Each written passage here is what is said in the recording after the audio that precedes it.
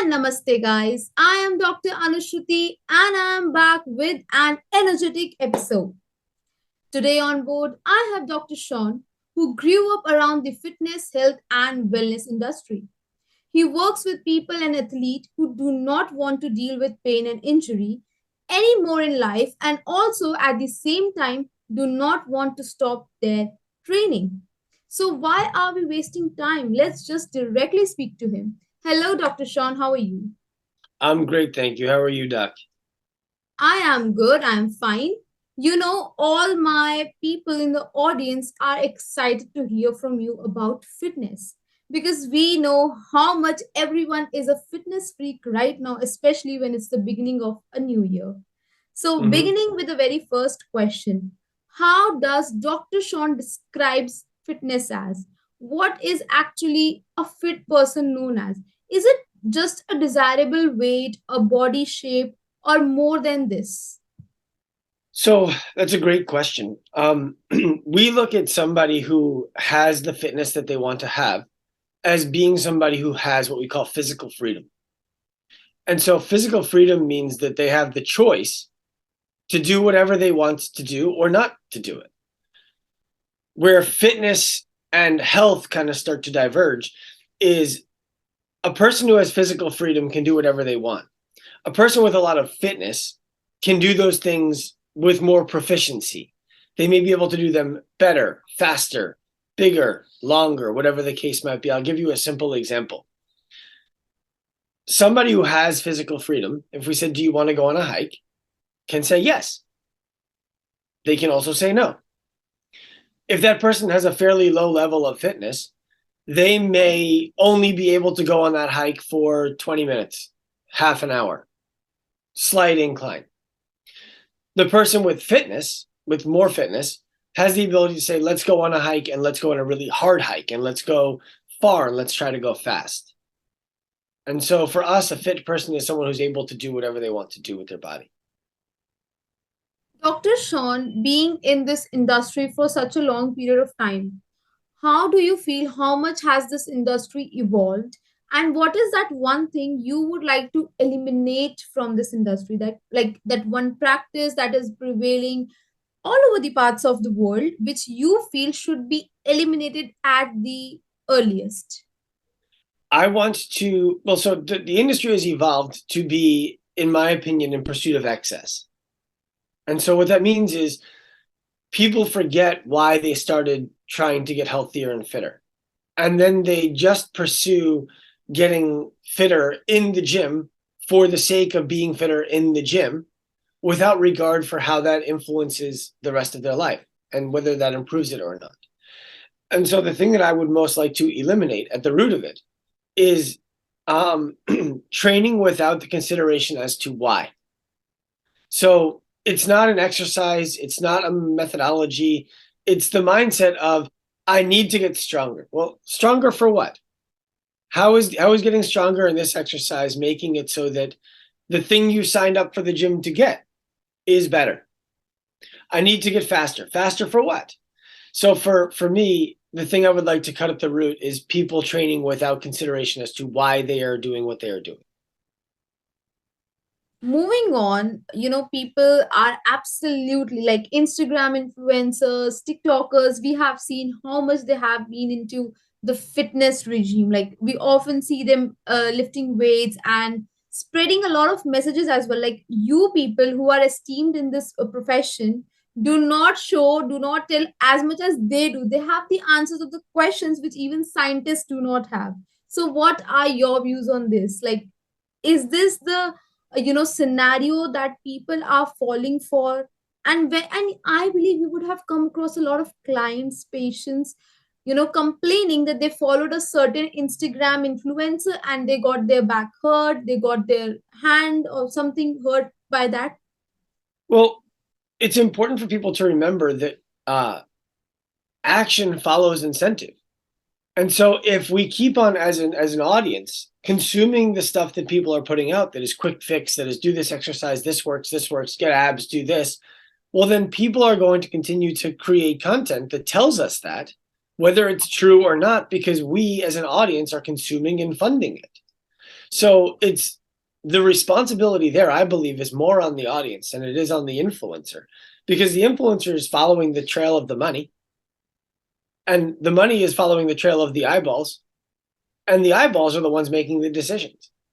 And so I think that we as an audience need to be more pragmatic about our approach to things and ask yourself, if somebody asked me a question about something that I'm an expert in, would I be able to give them a fast answer? Or would I have more questions that I needed to ask based on the question that they asked me before I could provide an answer, if I could ever provide an answer? And if it's clear to you that you would need to ask more questions, then look for people who are asking questions, not people who are giving answers. Absolutely. Here, I would remind all my audience, everyone who's watching and listening this episode, that always consult a professional like Dr. Sean or any other because they are the one who can provide you with authentic resources. Well, with this, Dr. Sean, I would like to introduce you to one of the best segments of my show, where we answer the questions of my followers, patients, and clients. So, I have a bunch of questions ready for you. Is Dr. Sean ready to answer these questions? I don't know. We'll find out. Okay, so the first question is coming from Kamakshi Shukla from Chandigarh. Okay, she says, "Hello, Dr. Sean, how are you? My child is 10 years old. He is into the obesity category. Should I cut on his food or send him to a gym? Also, is it safe for his health to go to a gym at this tender age?" Okay. So what I heard you say was that this person says they have a 10-year-old who is struggling with obesity already, and they're Yes, wondering what they can do to help them. yes, Right? absolutely. So the first thing that I would say to this person, and what was her name again? Kamakshi. Hamashi. The first thing I would suggest here is to allow yourself to have more than simply two different answers to this question. The way you asked the question was, my son is 10 years old and he is already in the obesity category. Should I cut back his food or should I send him to the gym? There are other options besides those two, and I believe that those other options are actually likely to be higher value options. I think it's early for a 10-year-old to be going to a gym. 10-year-olds are likely to have more benefit from play than they are from joining a gym and getting into the lifestyle of, now I have to think of myself as a number on the scale. And as it pertains to cutting back the child's food, that could make the kid run to that food as soon as they have availability when you're not around, creating the forbidden fruit that they always want. One of the things that, I have three children, a 4-year-old, a 6-year-old, and an 8-year-old. And one of the things that I always try to do is to overwhelm them with abundance of the things that I want them to value. And so when they get something, for example, like, can I have a cookie? Sure, you can have a cookie. You can also have an apple. You can also have a piece of chicken, whatever the case might be. So what I would suggest that you're doing in the case of a 10-year-old is evaluate the reasons why they're choosing the foods that they're choosing. Evaluate the reasons why they're choosing to be less active, perhaps, than their peers, and try to create more opportunities for them to have more options of healthier foods in front of them and play without eliminating anything else. When I'll give you one last little thing here. When we make dinner for our kids in the house, they have their dessert, their food, and all of their dinner on the plate at the same time. Our interest is not to make them finish their dinner before they can have their dessert, because then dessert becomes the thing on the podium. Everything is there at the same time. They can have whatever they want. And now the dessert becomes less important. And a good Instagram account for you to follow for help with that would be kids.eat.in.color. That's a great Instagram account for helping your kids eat healthier foods. Okay, so moving on, the next question. First of all, I hope Kamakshi, your question is answered. Next, we have Rakesh Kumar from Bihar. He is asking, I want to be an athlete. What should I begin with as to start this journey? Also, will a good diet work for me or should I move to heavy exercises? So if you want to be an athlete, where should you start? It's why you want to be an athlete and what kind of an athlete you want to be. And then I would, as quickly as possible, look for a mentor who is already doing what it is that you want to do, and or who has already helped people do what you want to do, and then take their advice, not mine. Because the kind of athlete that you want to be is going to be specific. The reason you want to be that kind of athlete is going to be specific. And I don't have the details of the specifics to be able to give you a clear answer. The general answer I can give you is that diet is always going to play a role in your ability to be successful at anything physical or even anything mental. And so finding the right diet is going to depend on the nature of the sport you want to play. Find a person who has very good awareness around what that takes and follow their lead. Absolutely. Next, we have Minakshi from Lucknow. She says, "Hello, Dr. Sean. Greetings from India. I go for morning walk daily. I do not want to lose any weight, but just want to stay active. Will this morning walk help me out, or should I include anything else in my health regime as well?" Harvard Medical actually did a study that found if you will go for a 21-minute walk every day, 21 minutes, it reduces all cause mortality by 30%, which means going for a 21-minute walk every day could be the most valuable thing that you do. Depending on what you want to be able to do beyond simply living a longer life, you may want to add other exercises into your program. You certainly will want to add strength training if you want to be resilient into your older years, so that as we experience some muscle wasting and some neurological decay, we have a capacity to fall back on. How much of that you should do is going to be specific to you. So my general recommendation here is going for the walk every day is great. I recommend everybody do some strength training at least 2 to 3 days a week. Okay, great. The last question is coming from Mr. Rahul Sharma. He says, "How do I measure my progress, Dr. Sean? I am working out for the past 1 year, but I do not know what is the right way to measure my progress.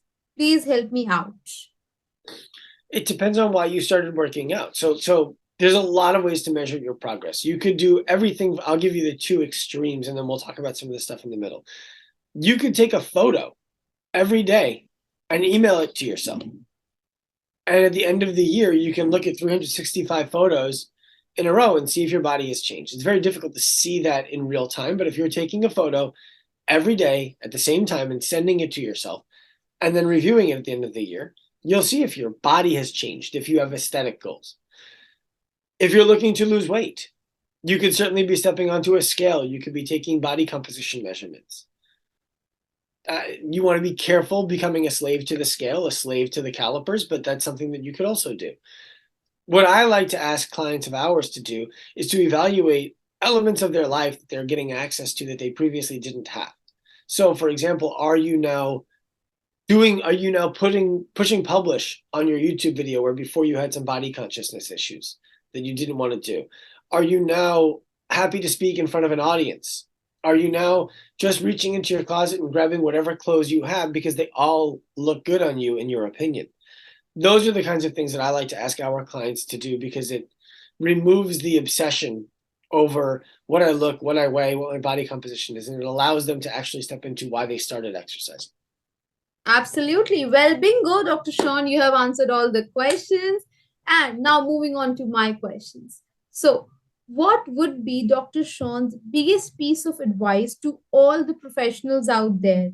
Like, how should they, have, or how should they actually begin with their practice with the clients? Like, any one biggest advice you feel that every professional, fitness professional should keep in mind before training a client?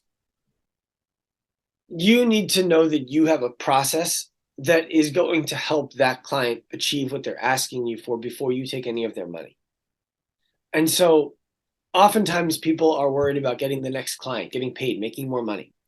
And that's the fastest way to make money in the short term and to have to change careers in the long term because it ruins your reputation. You burn out. You don't enjoy the work that you're doing. I still turn away just as many people as we sign up at Active Life. And the reason for that is because we're not the perfect fit for everybody. So we've built a network of people who we make referrals to on a regular basis.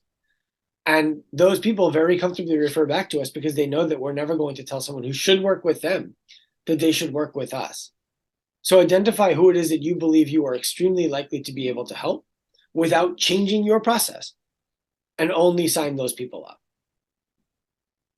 Well, in my audience, I understand that there are a lot of people who are insecure about the way they look, the way they have their body shape, or how much they weigh. So all these insecurities, eventually make their confidence to come down.